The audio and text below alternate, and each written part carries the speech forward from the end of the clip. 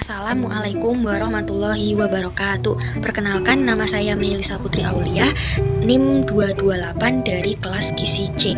Di sini saya akan menjelaskan topik tentang penyebab penyakit terkait perilaku. Salah satunya yaitu penyakit jantung koroner. Langsung saja, yang pertama yaitu pengertian.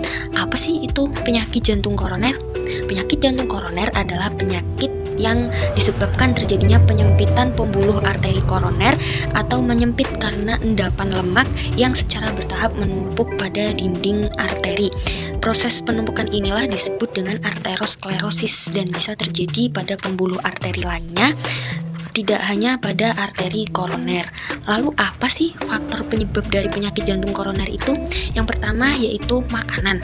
Makanan yang tinggi gula, garam, kolesterol, dan juga kalori ini menjadi faktor resiko koronaris, dan juga dianjurkan untuk menghindari lemak jenuh seperti lemak dari hewan dan juga kelapa. Yang kedua yaitu hipertensi. Hipertensi sendiri dapat mempercepat arteriosklerosis apabila disertai hiperlipidemia. Hiperlipidemia sendiri itu adalah proses keadaan di mana kadar lemak dalam darah itu tinggi. Yang selanjutnya yaitu merokok. Nikotin dan karbon monoksida yang terkandung dalam rokok ini mempunyai efek yang buruk pada pembuluh darah. Merokok bisa mengurangi kadar kolesterol HDL atau kolesterol baik dan meningkatkan kadar kolesterol LDL atau kolesterol jahat. Merokok sendiri dapat mempersempit arteri yang sebelumnya telah menyempit karena arteriosklerosis, sehingga darah yang masuk ke jaringan berkurang. Jadi yang tadinya arterinya itu sudah menyempit karena ada arteriosklerosis, terus ditambah dengan merokok, maka si arterinya ini tambah menyempit gitu, sehingga mengakibatkan darah yang masuk ke jaringan itu berkurang. Lalu yang selanjutnya itu ada keturunan.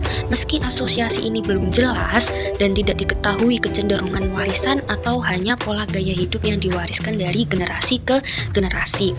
Faktor yang selanjutnya itu ada obesitas. Sebuah penelitian telah menunjukkan bahwa peningkatan asupan makanan berkaitan dengan peningkatan dalam LDL atau kolesterol jahat.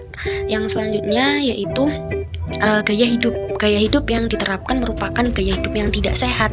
Misalnya jarang beraktivitas, terus jarang bergerak, jarang berolahraga. Nah, ini merupakan salah satu faktor yang menyebabkan bisa terkena penyakit jantung koroner. Lalu faktor yang selanjutnya itu ada diabetes mellitus dan juga usia dan kelamin, jenis kelaminnya. Lalu apa sih gejala-gejala yang ditimbulkan pada penyakit jantung koroner itu? Yang pertama itu ada nyeri dada. Yang kedua itu ada sesak nafas. Yang ketiga itu ada berkeringat dingin. Yang keempat itu mual. Yang kelima yaitu berdebar. Yang keenam itu lemas. Yang ketujuh yaitu letih dan capek. Yang kedelapan yaitu pingsan. Lalu adakah pencegahan yang dilakukan supaya tidak terkena penyakit jantung koroner? Tentu saja ada dong. Yang pertama yaitu periksa kadar gula darah secara teratur dan pertahankan gula darah dalam keadaan yang normal. Lalu yang kedua yaitu periksa tekanan darah secara teratur, terus juga olahraga teratur, terus juga diet garam dan kalori, diet rendah garam dan kalori. Lalu pencegahan yang selanjutnya yaitu stop merokok. Yang keempat yaitu stop atau batasi minuman yang mengandung alkohol. Yang kelima yaitu periksa profil lemak secara teratur. Yang keenam yaitu gaya hidup yang sehat untuk mengimbangi kehidupan yang stres.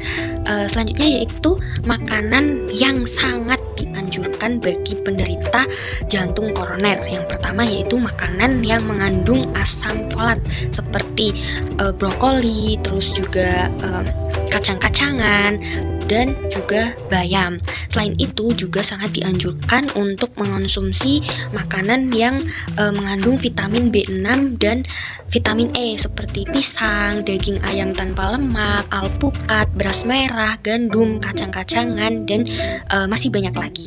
Lalu yang selanjutnya yaitu makanan yang sangat dianjurkan yaitu adalah sayuran tomat, wortel, dan sayuran hijau itu juga sangat dianjurkan untuk dikonsumsi bagi penderita jantung koroner karena tingginya kandungan beta karoten, likopen, dan juga kaya akan serat yang dapat mengurangi kadar kolesterol dan mengurangi resiko penyakit jantung. Tapi ada loh pantangan atau makanan yang tidak dianjurkan atau harus dihindari untuk tidak dimakan bagi penderita penyakit jantung koroner. Apa sajakah itu? Yang pertama yaitu daging merah karena merupakan sumber lemak jenuh. Yang kedua yaitu sayuran yang digoreng atau dilapisi dengan tepung roti.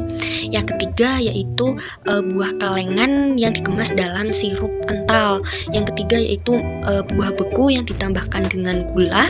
Yang kelima minuman soda atau berenergi atau minuman-minuman energi gitu ya, atau minuman-minuman yang mengandung alkohol itu tidak boleh, tidak dianjurkan, harus dihindari. Dan yang paling penting, yang paling terutama itu adalah makanan olahan yang tinggi gula, terus juga lemak trans, lemak jenuh, sama yang tinggi kalori. Ini sangat-sangat tidak dianjurkan untuk dikonsumsi bagi orang yang penderita penyakit jantung koroner. Ini harus benar-benar dihindari. Nah, mungkin itu saja tentang materi yang bisa saya sampaikan tentang penyakit jantung koroner. Kurang lebihnya mohon maaf. Apabila ada kesalahan mohon dimaafkan. Sekian dari saya. Wassalamualaikum warahmatullahi wabarakatuh. Terima kasih.